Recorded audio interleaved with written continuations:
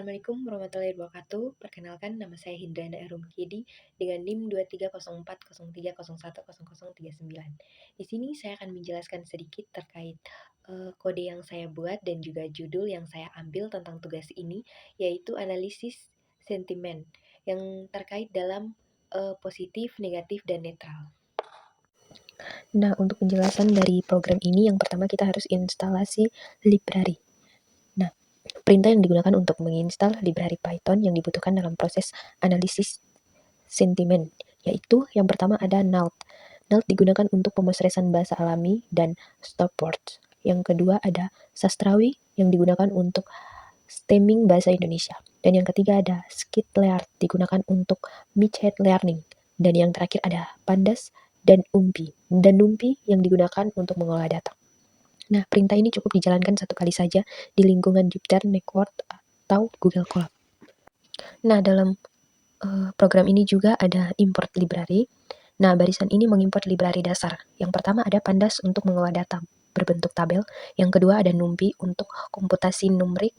Dan yang ketiga ada array untuk memproses teks menggunakan regular expression. Dan yang terakhir ada NAC untuk keperluan NLP.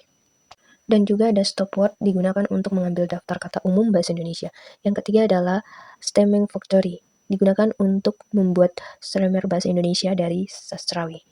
Nah, untuk program yang berisi from scratch ini, di situ ada train text field, membagi data menjadi data Latin dan data uji. Yang kedua ada DV Factoriate, mengubah teks menjadi vektor numerik, TF sampai IDF.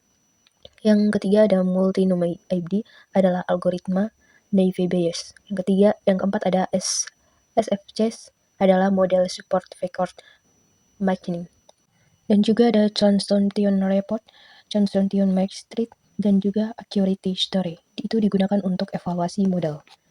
Nah, selanjutnya ada download stopwatch bahasa Indonesia, yaitu perintah ini mengunduhkan kumpulan stopwatch bahasa Indonesia dari NLTK agar dapat digunakan untuk menghapus kata-kata umum yang tidak memiliki makna sentimen. Nah, selanjutnya ada pembuatan dataset. Bagian ini mendefinisikan dataset secara manual dalam bentuk dictionary. Yang pertama ada teks untuk berisi ulasan film. Dan yang kedua ada label berisi sentimen positif, negatif, dan netral. Nah, selanjutnya ada def sama dengan PD data renam data. Itu untuk mengubah dictionary menjadi data frame pandas agar mudah dikelola dan dianalisa.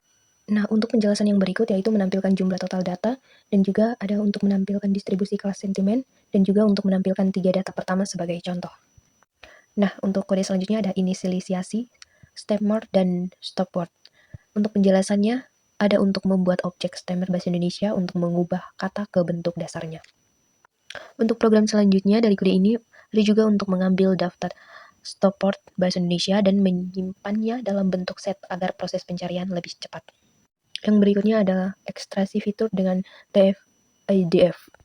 Nah, kode ini untuk mengubah teks berisi menjadi vektor numerik menggunakan metode TF-IDF agar dapat diproses oleh algoritma machine learning.